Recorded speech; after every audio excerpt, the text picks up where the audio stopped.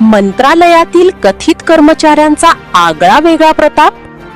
शासकीय नोकरीत असूनही पदाचा गैरवापर करून मानसिक त्रास. डॉक्टर निलेश बाष्टेवाड यांचे पत्रकार परिषदेत गंभीर आरोप. येथील हिंगोली नाका परिसरातील रेणुकाई हॉस्पिटलचे संचालक डॉक्टर निलेश बाष्टेवाड यांनी पत्रकार परिषद घेऊन मंत्रालयातील कथित कर्मचारी जगदीश सकवान व त्यांच्या कुटुंबियांविरोधात गंभीर आरोप केले. वारंवार खोट्या तक्रारी करून मानसिक त्रास देणे, बदनामी करणे, शासकीय यंत्रणांची दिशाभूल करणे तसेच पदाचा कथित गैरवापर करून दबाव टाकण्यात आल्याचा आरोप त्यांनी यावेळी केला. डॉक्टर बाष्टेवाड यांनी सांगितले की गौरी किशन मेडिकलमध्ये सन 2018 ते 2023 या कालावधीत अनुज सकवान हे भागीदार होते. भागीदारी दरम्यान मोठ्या प्रमाणात आर्थिक व्यवहार झाले. त्यानंतर भागीदारी संपुष्टात आल्यानंतर मेडिकल खाली करण्यासाठी नोटीस बजावण्यात आली. मात्र त्यावेळी मेडिकल खाली न करता उलट धमक्या देण्यात आल्या आणि 2 कोटी रुपयांची मागणी करण्यात आल्याचा दावा त्यांनी केला. या संदर्भात शिवाजीनगर पोलीस ठाण्यात तक्रार दाखल केल्याचे त्यांनी सांगितले.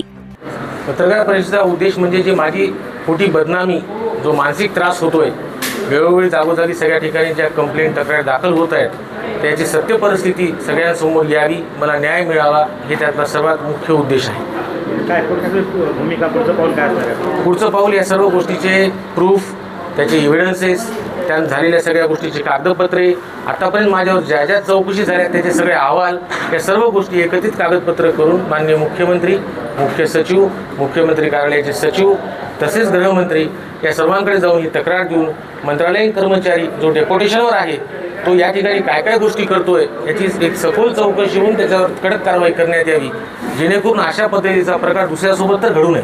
सर, आपली फसवणूक व मानसिक त्रास कोणामार्फत होत आहे? आपल्याला काय प्रकरण काय आहे सर? फसवणूक, मानसिक त्रास, जसं आता हे मेडिकल आहे, मेडिकलच्या सोबत माझा तीळ मात्र संबंध नाही, पण हा जाऊन काय करतो, SP ऑफिसला गेला ती तक्रार देणे, पोलीस आयुक्त कार्यालयाला गेलं तक्रार देणे. तक्रारीत काय सांगितले त्यांना की डॉक्टर बाष्टेवाड सगळ्या गोष्टी पाहत होते, मेडिकलचा कारभार त्यांच्याकडे होता, आमचा काही संबंध नाही.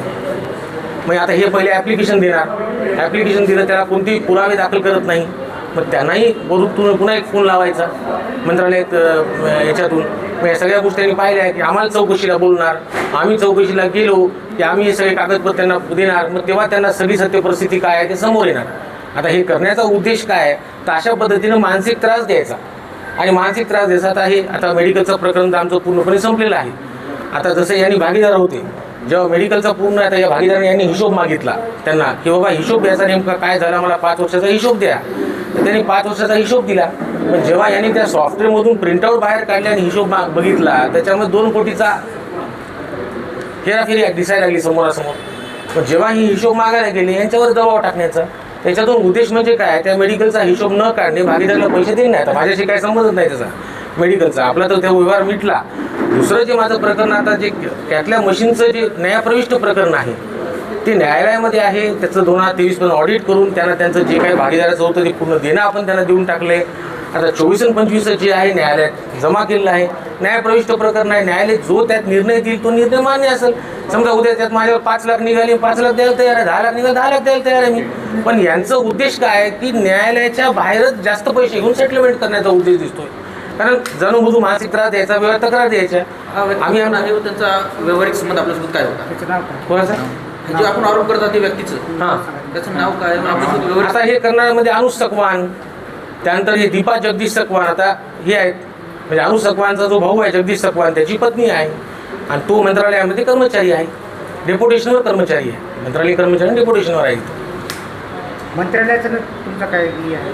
मंत्रालयात ते मंत्रालयात कोणत्या पदावर आहे? तो मंत्रालयामध्ये कोणत्या प्रकारे दबाव टाकत आहेत? मंत्रालयामध्ये मुख्यमंत्री वैद्यकीय सहायता निधी कक्षामध्ये क्लेरिकल पोस्टवर आहे, असिस्टंट म्हणून ते डेप्युटेशनवर काम करतो. आणि दबाव टाकण्याचा उद्देश कसा, जसं पोलीस विभागामध्ये आज तक्रार दिली, तक्रारीची नुसतं कॉपी ही घ्यायची नाही, एक सिंगल पेज तक्रार घ्यायची, नेऊन द्यायची. दिल्यानंतर लगेचच वेगवेगळ्या माध्यमातून त्यांना फोन करायचा, त्यांच्यावर प्रेशर टाकायचं. टाकल्यानंतर त्यांनी आम्हाला चौकशीला बोलणार, मग आम्ही चौकशीला जाणार, मग आमचे सगळे पुरावे सगळे घेऊन तिथं पुन्हा जाणार, ते चौकशी सगळी त्यांना देणार, मग त्यांना सत्य परिस्थिती कळणार. मग ते अहवाल तयार करणार. आता इथं नांदेडला आला की 10 विभागात जायचं, पोलीस स्टेशन जायचं, SP ऑफिस जायचं, जिल्हा शल्यचिकित्सक कार्यालय जायचं, जिल्हाधिकारी कार्यालय जायचं, सगळीकडे बसून तक्रार देऊन टाकायचं. म्हणजे हे सगळं करण्यात आम्ही प्रत्येक वेळेस जाणार, त्या सगळ्या गोष्टीचा खुलासे देत बसणार, यात सगळा वेळ निघून चालणार, मानसिक त्रास व्हायला आहे. आता मानसिक त्रास देण्याचा उद्देश काय, तर एक उद्देश म्हणजे असा की एक तर हे जे काही त्या मशीनचं प्रकरण आहे ते न्यायालयात आहे, न्यायालयाच्या बाहेरच सेटलमेंट करून टाकून जास्त पैसे घ्यायचे आणि सेटलमेंट करायचे. ठीक आहे, ओके. नाव घ्यायचं सर, या बोला. मी डॉक्टर प्रशांत नरिवाड नोरिकेशन मेडिकलमध्ये भागीदार होतो. आम्ही एकूण 4 भागीदार होतो. अनुज सकवान, रेणुका मोरे त्यांच्या पत्नी व दीपा सकवान त्यांच्या वहिनी, जगदीश सकवानच्या मिसेस. आम्ही 4 जणांनी 2018 ते 20 या काळामध्ये मेडिकल चालू केले. यामध्ये त्यांनी मोठ्या प्रमाणाची अफरातफर केली असे आम्हाला निरीक्षण झाले. जवळपास 2 ते 2.5 कोटी रुपये. तर त्यांनी हिशोब मला दाखवला नाही.